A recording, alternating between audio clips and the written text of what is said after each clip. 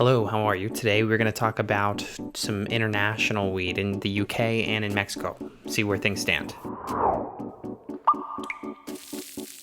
So we tend to forget here in the US that there are so many different stances across the world with marijuana and how things are dealt with. In Africa, we've seen recently them start to pick up the mantle, basically, of realizing that tobacco has been waning over the years. Now some countries in Africa are changing that entirely and going towards marijuana production. And it brings to question how things are looking in the UK, which has had a very rocky road with in terms of legalization. So they also have a very similar controlled substance kind of classes, but for a very long time marijuana was under Class B. But in 2001, with a government that was a little bit more progressive at the time, they brought marijuana down from Class B to a Class C, and that basically decriminalized the plant to the point where people weren't getting arrested because of any possessions. And it was pretty effective. Since it was so long ago, you can see clear changes in how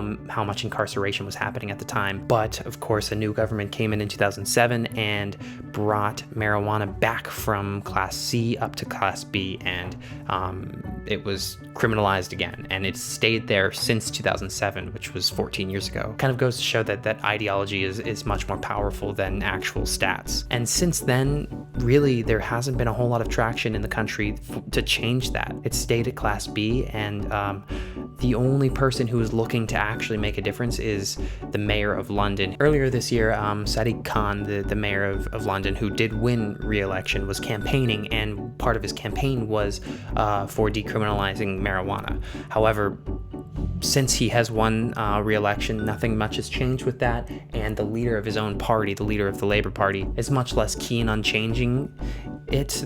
However, that's more on a national scale, and the mayor of London is looking to do it specifically within the city bounds. But nothing has really happened with that, and that's really the only kind of small little instance where it seems like something could change. The rest of the country, marijuana is still seen as something that's not being pushed so strongly as it is here in the US. So it does seem like there won't be a whole lot happening there for a long time. However, back in 2000, Boris Johnson did claim that it was unnecessarily illegal to smoke a joint on your porch with your neighbors. He seems to be somebody that is more open to legalization, but ever since he's gotten into power, nothing has really changed. The UK and marijuana have yet to mix. Waking up in the morning, thinking about so many things. Dude, do we need passports or anything? Well, I don't know, shit. We gotta prove here that the baby's parents. Huh? Now, a similarly complex relationship is between Mexico and marijuana, and this one has been the case ever since 2018, when the Supreme Court claimed that prohibition was unconstitutional, prohibition of marijuana, and they gave a timetable to the legislation of the country to say, like, you have to create laws legalizing marijuana by this point. I forget exactly when that was, but it doesn't even matter because they didn't reach it, and they continually asked for extensions, and still do to this date. They're asking for extensions. Their last one that they missed was April 30th of this year. It was looking good at the end of last year. It was looking like they had a bill that everyone was happy with. It passed the lower chambers, and it was going through different chambers, and when it came back to the full Senate, it was at a place where nobody really liked it, and it's been kind of stuck in limbo ever since. Because they missed this April 30th deadline, they're hoping for some special session. However, this was all the case where it was like, we're stuck in limbo for a while, until yesterday, when the Supreme Court again stepped in, and they're trying to take it into their own hands and end prohibition themselves. So on Monday next week, if 8 justices vote for this, they would end prohibition completely.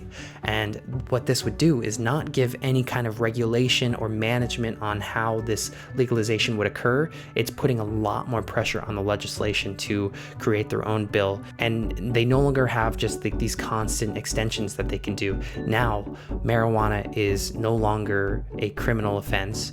They have to enact something to fix this, or they have to enact something to shape it in the country. Otherwise, it's going to kind of go rampant. So there's a lot more pressure put on the legislation because of this, and it's all in all a very good thing, and it's seemingly the only way forward, because other than this bill was in a shape that nobody liked. It didn't have anything that would prohibit big business takeovers of weed in the country. It didn't have any kind of criminal justice reform. So this is something that we would never see in the US, the Supreme Court actually taking action, or progressive action even, but it's extremely needed in Mexico, and the fact that it's happening is really giving them a kick in the butt in the right direction. So in summary of these two countries, the UK not looking good. Maybe in London things will start to shape up into some sort of decriminalization, but the rest of the country not looking good. Mexico looking very good again.